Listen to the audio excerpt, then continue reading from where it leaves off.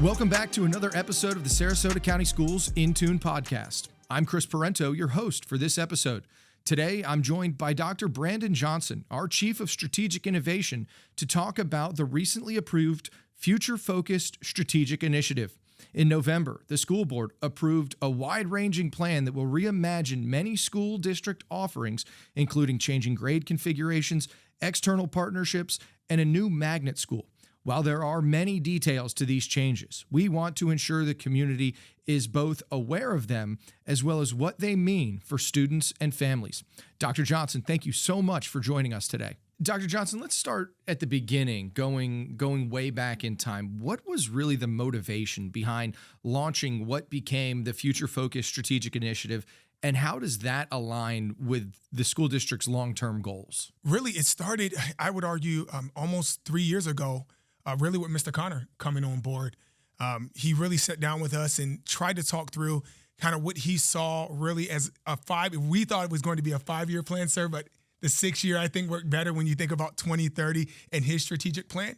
And if you go back and look, part of that was really thinking about being future focused and knowing that maybe schools, a little bit of it needs to change, but really programming and what we need to put in place to ensure that we're the premier education provider. We've seen over the last 5-10 years really a shift in the education landscape, not just in Sarasota or in Florida, but across the country.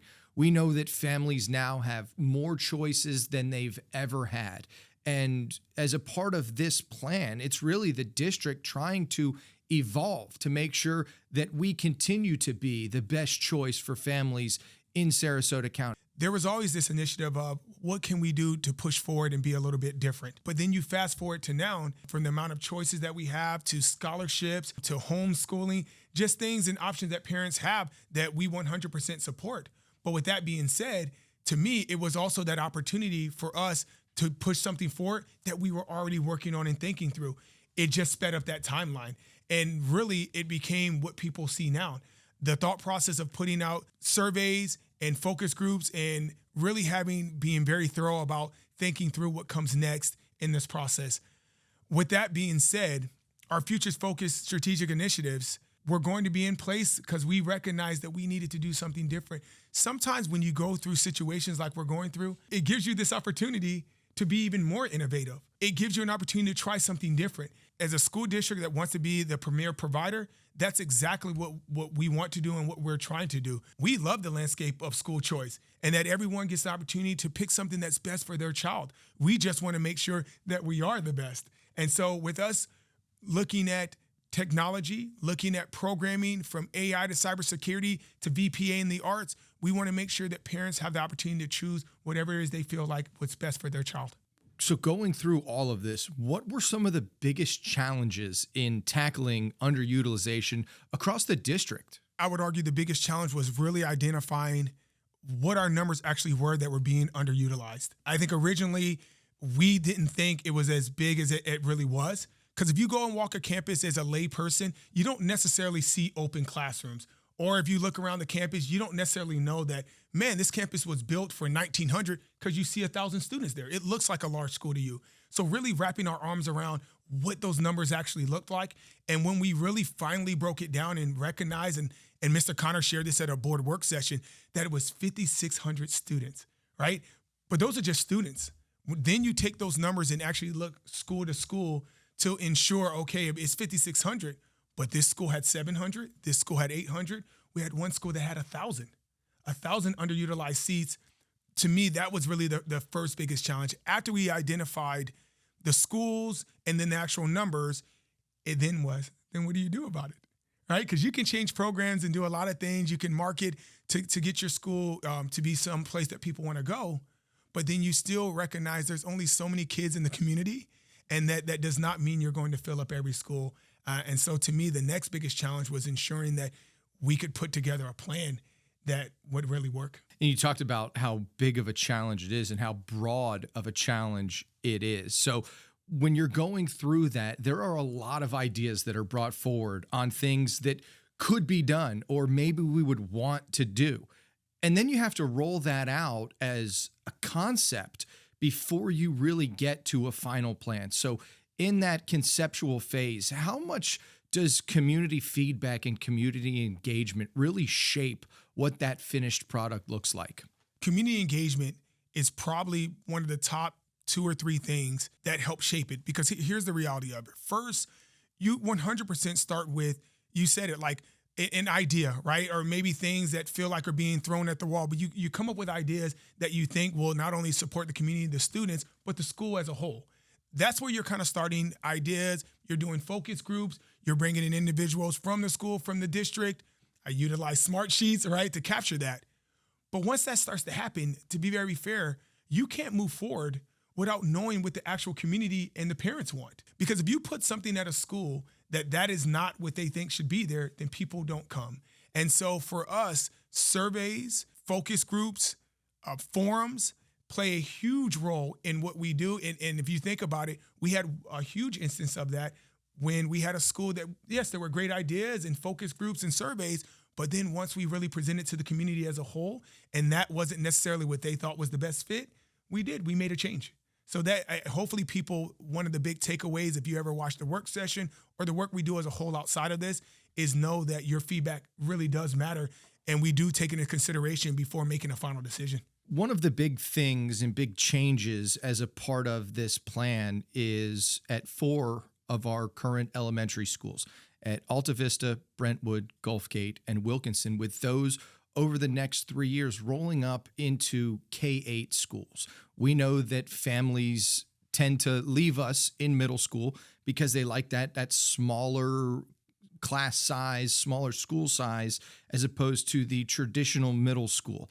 So why was the decision made to transition those schools to K-8s, and what benefits do you expect those to have for students and for families? The reason was really community feedback, surveys and information from parents and the schools themselves. Yes, we are well aware that if you look at a lot of research right now, the growing trend is K-8, and that's from parents really being in an environment where your child has been for 6 years and being able to have them stay there. It was the reason why we decided to do Sky Ranch as a K-8. We started with Lower Nokomis. We've seen that if you look at our numbers and trends, Lower Nokomis has the lowest rate of students leaving to go to middle schools. Why is that the case? Because they've been there since kindergarten. So that really was the first reason to me why was that community and just that push. The benefit, I think anyone would say this, when you become comfortable with an environment and that climate and culture, it's incredibly difficult to leave. Change is hard for anyone. So imagine being told that my child has been here since kindergarten and that I get the opportunity as they transition to 6th, 7th, and 8th grade to be on the same campus, be able to see the same people, interact in the same environment, but then get that next level of education. That is something that I think a lot of us would agree to sign up for in a heartbeat. Do you think that transitioning these 4 current elementary schools into that K-8 model is made easier because we already have the K-8 model here in the district, and there's an expectation for families of what they could be looking at as they move into 6th, 7th, and 8th grade at these schools? Yes, I do. I mean, we saw immediately when we opened up Sky Ranch how popular it was, even for students coming from 5th grade to 6th grade from other schools. And I think part of that really was you have parents who also have elementary students who are in 2nd and 3rd grade and also have middle schoolers. So this gave them the opportunity to have them literally all in one place, which to me is a huge benefit and bonus. I think the second part of why K-8s are so popular is that think about the expectations that you instill in a student when they're in K1, 2, 3, and 4. That could be how we walk around campus, how we behave, how we interact with each other. Really, as they transition to 6th, 7th, and 8th, I wouldn't even call it a transition. You're literally on the same campus with the same kids, and those same expectations follow you. Instead of when you're having to sometimes move from a 5th grade to another school, having to learn a new environment, a new climate and culture on that particular campus, what is it that they expect out of me? We sometimes, unfortunately, see growing pains when that happens. Sometimes a little bit of a spike in behavior that then tends to come back down when they know this is how I'm supposed to behave and act at a middle school. So to me, those are also 2 additional benefits. As we shift away from the K-8 models, let's talk about one of the partnerships that we're moving forward with Junior Achievement. And for those that aren't familiar, Junior Achievement has a series of discovery centers here in Florida and elsewhere that really teach the concepts of financial literacy. And it's not just for the school or facility where they are. This is something that is available to elementary schools across the district with JA Biztown and then JA Finance Park at the middle school level. So how do partnerships and organizations like JA enhance the district's vision for career readiness and financial literacy? To me, one, that is a great question. Let me start with, I do want to share, if you think about junior achievements and partnerships, I think we approximately send, 1,300 students already to Tampa to, gain that benefit of not only Biztown for elementary, but like you said, Finance Park for middle school.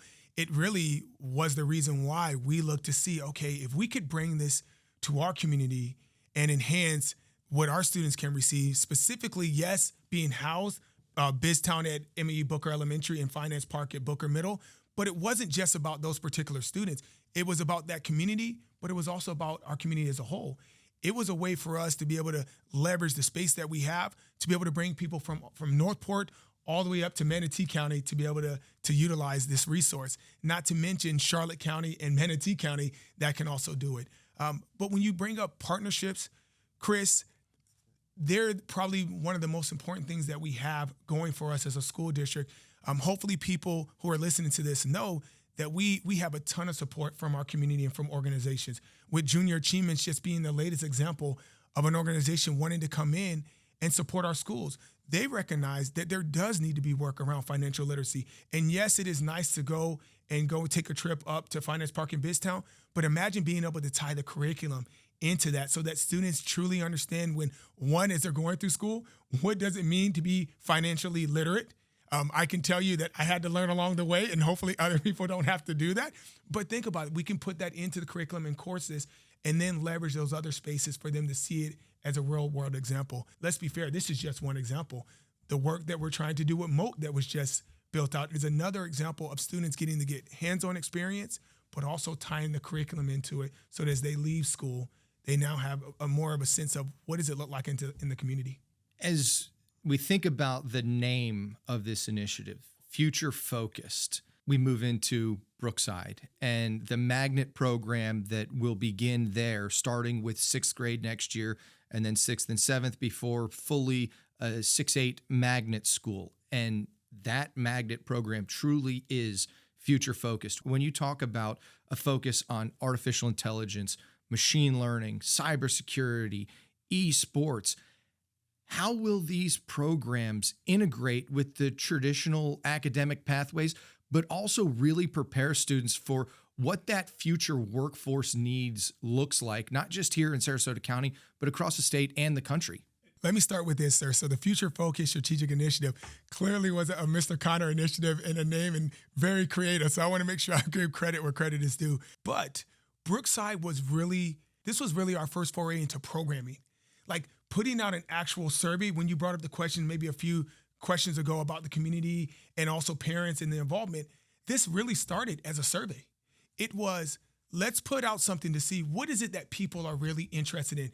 Parents, students, let's be very clear. And what came back was this. It was this focus on technology. It was, where are we going as a world? What is it that I want my child to have in their hands when they either go off to college or make a decision, whatever that is in life? And so what was born out of that right now was a Brookside Magnet. And to be very fair, clearly we're working through the name, but let's get into kind of the programming. The cybersecurity, AI, esports, hopefully people recognize something. When you hear that, you should start thinking, man, this is what I see now in the society, and I want to know more. Well, guess what? So do kids. And the balance between extracurricular or encore or specials, you may hear it in different ways, which are essentially like one-off classes or elective that students can take. Yes, that'll be part of what we're doing, but this will be embedded in the curriculum that they learn throughout the way. It's why we're starting with just a 6th grade magnet, and it will be an application process to get in. Beyond that, you said, well, what about the kind of core academics that they have to take? Let's be very clear. That does not go away, but our goal is to ensure that there's advancement in that. There are advanced courses that they're being able to take as a direct result of what we're offering on that campus. Listen, if you can't tell by my voice, I'm incredibly excited, not just about what we're doing, but even the partnerships, the work we're doing behind the scenes with USF, with a gentleman from West Palm who actually did the startup for their esports and gaming on their campus. It is something that I truly hope that people know they should start putting in applications as soon as the window's open, because this will be kind of that first opportunity, that first wave to see it. But I know in the bottom of my heart, this is going to be incredibly popular, because not just that it's interesting, it's something that kids want to be a part of, want to learn, and in turn still get the high academics that they need to ensure they can go wherever it is after high school. We know that our role as a district is the pre-K-12 education of our students, making sure that they're learning, that they're safe when they're in our schools. But we also know that as a district, we have an ability to do things that benefit the community beyond just our education system. And we talk about childcare. We hear it all the time that childcare is not affordable for families, especially if they have multiple kids. We know that many of our staff members have kids who aren't school-aged kids yet and struggle to find childcare. One of the other partnerships that we're moving into is childcare partnerships to provide them, starting with employees at a low cost, both at Booker Middle School and then at Heron Creek Middle School down in South County. How do these collaborations and partnerships fit in the broader vision of this initiative? How does it fit? I mean, let's be very fair. Beyond reimagining and repurposing spaces, there is this aspect, guys, of recruitment and retention also for employees and staff that we know we have to pay attention to. We know full well that right now, going into education, it isn't always the most popular thing. So part of that really was born out of, how do we ensure that not only we can grab people who want to be educators, but give them a reason to actually stay? And this was a piece, let's be very fair, not just for our Sarasota County schools, community as a whole recognized that this is something that we need. And if we have the space and then we can leverage partners like the Y, and then working through with Sarasota Memorial Hospital, who currently does that now, and so does the Y. Both organizations do it right now, where they basically give childcare on site to their employees. It was this idea that we went, why wouldn't we be doing that? Now, I want to be very fair. Mr. Connor has made it very clear, if you watch any board work session, we don't want to be in the business of babies and 3-year-olds of taking care, but we want someone reputable who's been doing it and can provide it at a low cost for us to be that business partner. So all of this, there's a lot involved in this initiative, and there are a lot of moving pieces, and that has already begun. Can you talk a little bit about those steps that are being taken right now to ensure that it is a smooth transition, not just in getting the programs up and running, but for students and families as well? It's a team effort from all of us. It is being detail-oriented to ensure that nothing gets lost. It is making sure that board work sessions and the board are aware of everything we're doing. Community meetings and focus groups, community partner, external partner meetings, all are part of this process as we work through it. But with all that being said, Chris, a lot of it is really scheduling and timing. We want to make sure that we leave enough of a runway for parents to make decisions. We want to make sure that we have things in front of people before the choice window and application window opens. And it's why hopefully people have seen along the way us having things in the newspaper, us doing board work sessions, being as transparent as possible what's happening not only for the underutilization, but also the reprogramming at our school. We're doing all of that so that people have the opportunity to make choices. Not to mention, from our communication standpoint, putting things always on the website, having frequently asked questions up there, any and everything that people can see so that they know what's happening. If you go to our website, one of the first things that pop up are the Futures Focused Strategic Initiative that you can click on, right? And even takes you to like board work sessions that have been done. So those are all the things that we've hopefully been doing, and hopefully a great job, so that the community and parents and students know what's taking place and what's happening on their campuses. We even have upcoming meetings, right? For our K through 8th transitioning to K-6 starting next year. So all of that is to ensure that everyone is aware and that we're always around and available if people have questions as well. This is a great example of finding out what your families desire, making that a reality and making it possible for them to achieve those things while being innovative in what you're currently doing across the board. And this plan can really reshape the education landscape in Sarasota County. I 100% agree. And it's also hopefully a lesson for a lot of people that when you plan things out and you think things through, when you ask for feedback, you can get outcomes like this. Things that not only people want, but then also benefits our community and our schools and our students. Dr. Johnson, thank you again for all of your insight that you've provided. To learn more about each item in our Future Focused Strategic Initiative, you can go to sarasotacountyschools.net and search Future Focused. And over the next couple of months, be on the lookout for more information on how your student can be a part of these programs through our controlled open enrollment process. Thank you so much for listening today, and we hope you'll join us again next time on the Sarasota County Schools In Tune podcast.